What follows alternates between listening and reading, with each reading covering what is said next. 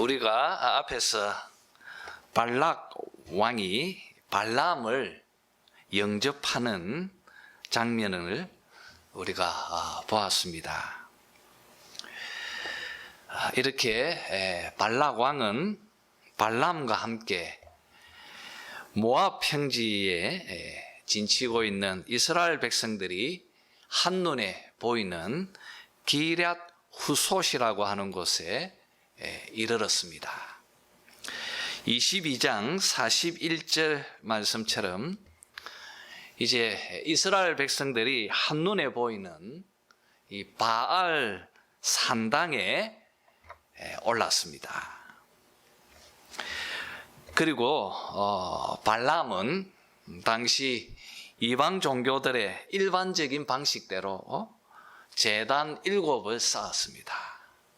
그리고 각 제단마다 수송아지하고 또 숫양을 번제로 그렇게 드렸습니다.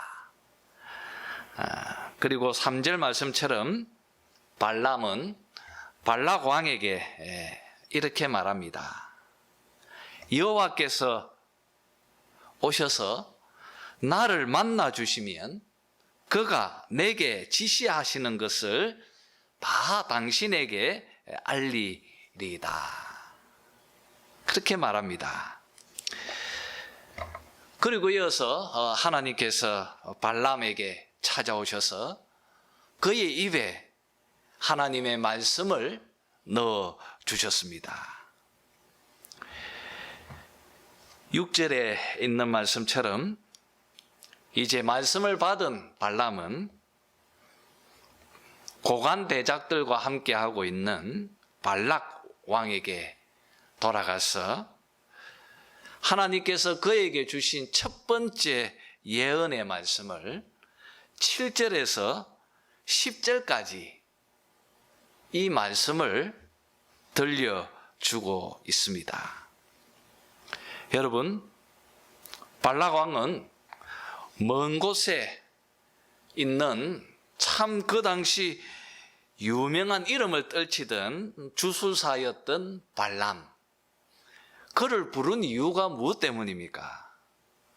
오직 한 가지입니다. 그것은 바로 이스라엘을 바라보면서 그들을 저주하기 위함이었습니다. 그러니까 지금 발락 왕은 발람의 입을 통하여서 신의 이름으로 이스라엘을 저주해 주기를 지금 기대하고 있는 것입니다. 그런데 발람의 입에서 나오는 예언은 오히려 그 정반대였습니다. 그것은 바로 오늘 11절에 있는 말씀처럼 이스라엘을 축복하는 말이었습니다. 여러분 놀랍지 않습니까? 나귀의 입을 여셔서 말을 하게 하셨던 그 하나님께서 주술사였고 또 거짓 선지자였고 돈을 좋아했던 이 발람의 입을 통하여서 하나님의 말씀을 전하게 하셨습니다. 우리가 이것만 보면 사실 나귀가 사람의 말을 하는 것보다 발람이 하나님으로부터 말씀을 전하는 것이 훨씬 더 놀라운 기적이라고 그렇게 여겨집니다. 오늘은 우리가 이 7절에서 10절까지 발람이 발락 왕에게 전하였던 이 첫 번째 예언의 말씀을 살펴보면서 우리가 함께 은혜를 나누려고 합니다. 여러분, 발람은 먼저 자기가 하는 말이 하나님께서 주신 말씀이라는 것을 한 번 더 강조합니다. 그러면서 이스라엘에 대해서 3가지를 예언합니다. 첫 번째는요, 9절에 있는 말씀입니다. 이스라엘 백성들에 대한 신분에 대해서 말합니다. 9절에 내가 바위 위에 그들을 보며 작은 산에서 그들을 바라보니 이 백성은 홀로 살 것이라. 그를 여러 민족 중에 하나로 여기지 않으리로다. 이 백성은 홀로 살 것이라. 이 백성은 여러 민족 중에 하나로 여기지 않으리로다. 이게 무슨 말입니까? 이것은 이스라엘은 특별하다는 것입니다.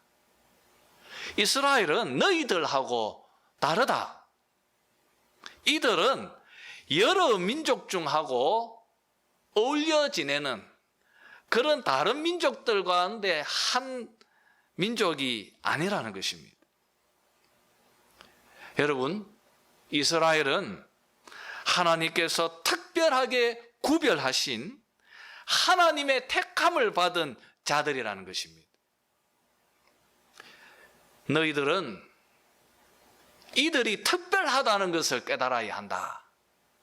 지금 이것을 발람이 발락 왕에게 전하고 있는 것입니다. 이 백성들은 너희들과 함께 뒤섞여 살 자들이 아니다. 이들은 나의 특별한 사명을 이루기 위해서 홀로 살아갈 자들이다. 지금 말하고 있는 것입니다. 여러분, 지금 발람의 이 말을 보면 출애굽기서 19장 6절에 있는 말씀이 생각납니다. 이스라엘 백성들이 시내산에서 십계명을 받을 때였습니다. 그때 하나님께서 그들을 왜 애굽에서 불러내셨는지 그 이유를 설명하셨습니다. 그 말씀은 너희가 내게 대하여 제사장 나라가 되고 거룩한 백성이 될 것이다. 내가 이것을 위해서 너희들을 애굽에서 불러내었다고 말씀해 주셨습니다. 여러분, 이것이 이스라엘의 선택받은 이유이고 또 그들이 택함 받은 소명이기도 한 것입니다. 너희가 이 땅에서 거룩한 삶을 특별하게 살아가면서 모든 열방이 너희를 바라보면서 그들이 하나님께로 돌아올 수 있도록 하기 위한 그 제사장으로서의 사명을 너희들이 감당하도록 하기 위해서 불러내었다고 말하고 있습니다. 여러분, 하나님으로부터 특별하게 택함을 받았다고 하는 이것은 이스라엘에게 있어서는 큰 영광이지만은 또 한편으로는 그들에게 있어서는 자신의 존재 이유이고 자신의 소명이기도 한 것입니다. 이제 이스라엘은 가나안 땅에 들어갈 것입니다. 그곳에서 그들은 제사장 나라로서 거룩한 삶을 살아야 할 소명이 그들에게 있는 것입니다. 이것이 바로 그들의 존재 이유이고 그들의 목적이기도 한 것입니다. 여러분, 만약 이들이 이 소명을 감당하지 못하면 하나님께서 만약 이스라엘이 그 이방 나라들하고 똑같이 살아가면 그들을 흩으셔서 이방의 포로로 되게 하시겠다고 말씀하셨습니다. 여러분, 오늘 이 말씀을 우리들에게 적용해 보았으면 합니다. 우리는 다 영적으로 이스라엘입니다. 구약의 이스라엘은 신약의 교회입니다. 그래서 베드로는 출애굽기의 이 말씀을 똑같이 신약교회에 대입해서 설명하고 있는 것을 봅니다. 우리들이 다 하나님의 특별한 선택을 받은 왕 같은 거룩한 제사장들이라고 베드로는 우리에게 말씀해 주셨습니다. 그러니 너희들은 예수님께서 가신 그 십자가의 길을 따라서 사랑함으로 이 땅에서 선한 영향력을 끼치면서 살아가라고 말씀해 주셨습니다. 너희들이 그렇게 살면 그 빛을 보면서 열방이 하나님께로 돌아올 것이라고 말씀해 주셨습니다. 여러분, 이 세상과 구별되어져서 하나님으로부터 특별하게 구별되어져서 선택받은 것은 우리들에게 축복이지만 또 한편으로는 소명이기도 한 것입니다. 만약 우리가 이 소명을 잊어버린다면 이스라엘 백성들처럼 우리도 하나님의 징벌을 받게 될 것입니다. 여러분, 오늘 이 발람의 이 말씀 안에서 우리는 하나님의 축복과 하나님의 은총을 보면서 또 한편으로는 거룩한 책임을 우리가 깨달아야 하는 것입니다. 여러분은 지금 어떻게 살고 있습니까? 우리가 다 하나님의 택함을 받은 하나님 나라의 백성들입니다. 우리가 바로 제사장입니다. 우리가 바로 나라입니다. 여러분, 우리가 이 거룩한 소명을 잊지 말아야 할 것입니다.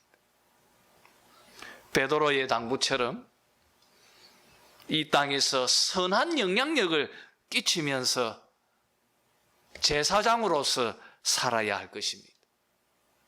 이것이 하나님께서 우리에게 주신 축복이고 또 이것이 하나님께서 이스라엘에게 주신 축복이고 또 지금 나에게 주신 축복이라는 것을 우리가 오늘 말씀 안에서 깨닫게 되어집니다. 이제 두 번째로 10절 상반절입니다. 언약의 성취로서 형성된 이스라엘을 발람은 축복하고 있습니다. 10절입니다. 야곱의 티끌을 누가 능히 세며 이스라엘 4분의 1을 누가 능히 셀고. 여러분, 오늘 발람의 이 말처럼요, 이스라엘은 큰 민족이 되었습니다. 그들의 수가 얼마나 많은지 동서남북 어느 한 군데 4분의 1만 해도 그 숫자를 헤아릴 수가 없다고 말합니다.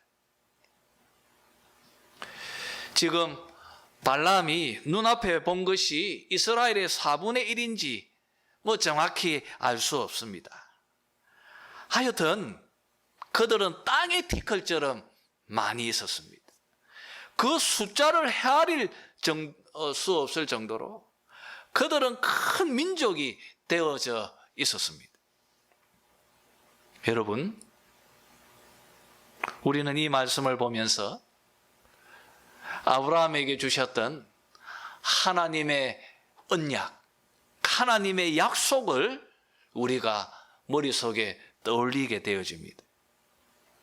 여러분, 지금 발람 눈앞에 펼쳐져 있는 이 이스라엘 백성들, 그들은 하나님께서 족장들에게 주셨던 약속의 성취인 것입니다. 하나님께서 아브라함에게 내가 너희의 자손을 땅의 티끌같이 많이 번성케 하겠다고 하셨습니다. 또 바다의 모래와 같이 하늘의 별과 같이 하시겠다고 약속해 주셨습니다. 이 약속은 야곱에게도 반복되어집니다. 창세기 28장 14절에서 너희의 자손이 땅의 티끌같이 되어서 동서남북으로 편만할지니라, 그렇게 말씀하셨습니다. 여러분, 하나님은 신실하셨습니다. 하나님은 그 약속을 이루어 주셨습니다. 그래서 지금 모압 평지에 오늘 발람의 말처럼 티끌처럼 셀 수 없는 백성으로 오늘 그곳에 서 있는 것입니다. 여러분, 하나님은 신실하십니다. 하나님은 자신의 약속을 반드시 이루시고 또 반드시 성취시켜 가시는 분이십니다. 그래서 하나님은 구약 성경에서 약속하신 우리의 구원자, 우리 주 예수 그리스도를 우리에게 보내어 주셨습니다. 예수님은 약속의 성취입니다. 그리고 누구든지 하나님께서 보내신 우리의 구원자 예수 그리스도의 복음을, 그의 십자가와 그의 부활을 믿기만 하면 그가 어떤 자이든지 영적으로 아브라함의 자손이 되게 하셨습니다. 여러분, 우리가 다 아브라함의 자손들입니다. 우리가 바로 지금 모압 평지에 있는 이스라엘 백성들인 것입니다. 우리가 이렇게 생각해 보면 하나님께서 아브라함에게 주신 이 약속의 말씀이 역사 속에서 어떻게 성취되어져 가는지를 우리는 그저 놀라울 뿐인 것입니다. 여러분, 이것이 끝이 아닙니다. 우리는 먼 훗날 하늘의 시온산에 오를 때가 있을 것입니다. 그때 여러분, 요한계시록에서 말하고 있는 것처럼 하나님의 어린 양이신 우리 예수님을 찬양하기 위해서 각 나라로부터 온 셀 수 없는 흰옷 입은 무리들을 우리가 보게 될 것입니다. 여러분, 오늘 발람이 이스라엘을 향하여 축복하고 있는 이 말씀 속에서 우리는 지금 나를 볼 뿐 아니라 미래의 나의 모습을 또 우리는 말씀 안에서 보게 되어지는 것입니다. 여러분, 이 축복이 이스라엘에게만 국한되어진 것이 아니라 바로 여러분들의 이야기라는 것을 우리가 여기서 깨닫게 되는 것입니다. 여러분, 오늘 발람의 이 축복의 말 속에서 하나님의 신실하심을 가슴에 담으시기를 바랍니다. 하나님은 반드시 자기 입으로 약속하신 그 말씀을, 그 언약을, 그 약속을 성취시켜 나가시는 분이라는 것을 여러분 신뢰하시기를 바랍니다. 지금 여러분의 모습은 미래의 여러분의 모습이기도 하는 것을 우리가 이 말씀 속에서 믿음으로 붙드시기를 바랍니다. 반드시 그 약속을 이루시고 성취해 주실 것입니다. 마지막 세 번째로 발람은 이스라엘을 향하여 어려운 자라고 부르고 있습니다. 여러분, 10절 하반절입니다. 나는 의인의 죽음을 죽기 원하며 나의 종말이 그와 같기를 바라노라. 나는 의인의 죽음을 죽기 원하며 나의 종말이 그와 같기를 바라노라. 여러분, 의인은 무엇입니까? 무엇이 의인입니까? 하나님께서 자신의 기준에 맞추어서 인정해 주시는 것이 바로 의이지 않습니까? 여러분, 다르게 표현하면 계명의 말씀에 순종하고 하나님의 인정을 받으며 살아가는 것이지 않습니까? 여러분, 이스라엘이 의인이 될 수 있었던 이유가 무엇입니까? 그것은 하나님께서 그들과 함께 하셨고 그들은 하나님을 믿었기 때문입니다. 또한 하나님께서 주신 율법의 말씀이 그들에게 있었기 때문입니다. 여러분, 이것은 지금도 다르지 않습니다.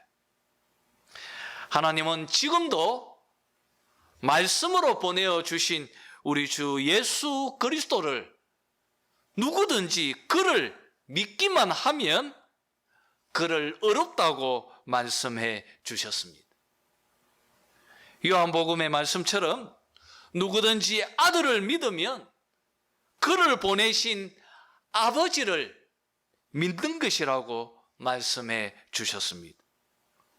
그리고 아들 안에 거하면 하나님 안에 거하는 것이라고 말씀해 주셨습니다. 그래서 사도 바울은 예수님을 믿으면 그 복음을 영접하고 받아들이면 하나님께서 그를 의롭다고 말씀해 주셨습니다.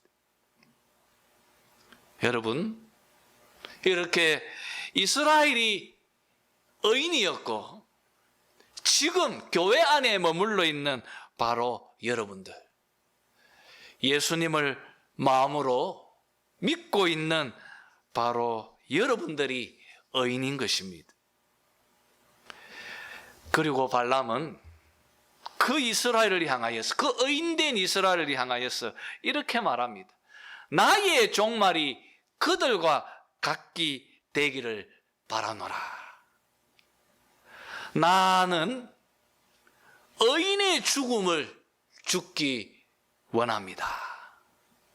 나의 종말이 그들과 같이 되기를 바랍니다. 여러분, 왜 의인의 죽음은 이렇게 대단한 것입니까? 왜 발람은 자신도 이스라엘 백성들처럼 같이 축복받은 자로서 그들과 같이 의인으로서의 죽음을 맞이하기를 원한다고? 왜 그렇게 말하고 있습니까? 잠언서 14장 32절에 이런 말이 있습니다. 의인들은 그 죽음에도 안식처를 가진다. 의인들은 죽어서 안식처를 가진다고 잠언서 14장 32절에서 말하고 있습니다. 여러분, 이 말씀처럼 의인들이 죽을 때 그들은 안식처를 가질 것입니다. 의인들이 죽으면 그들은 피난처를 가지게 될 것입니다. 그 안식처, 죽음으로 통하여서 얻게 되어지는 그 피난처, 무엇입니까? 우리 주 예수 그리스도이지 않습니까? 여러분, 그가 어떤 자이든지 그리스도 안에서 죽으면 주님처럼 부활하게 될 것입니다. 하나님은 더 이상 의인들을 죽음 가운데 머물러 있게 하지 않으십니다. 그들을 부활케 하셔서 그들을 영원한 안식처로, 그리스도 안에서 영원한 복락으로, 그 하나님의 나라로, 참된 영생의 나라로 그들을 이끄실 것입니다. 그래서 계시록은 그리스도 안에서 죽는 자들은 복되다고 말한 것입니다. 여러분, 죽어서 안식처를 얻는 것. 지금 발람이 말합니다.